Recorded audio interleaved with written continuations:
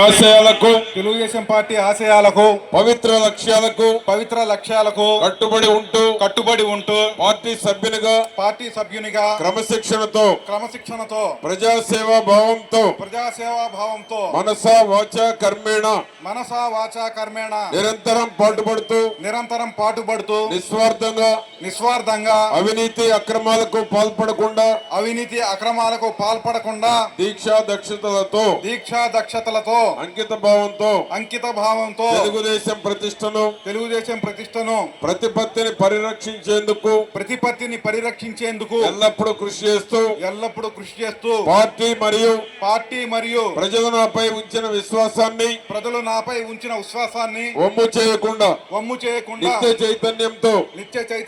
పార్టీకి ఉజ్వల భవిష్యత్తు కల్పించేందుకై నా వంతు కర్తవ్యాన్ని విధులను బాధ్యతాయుతంగా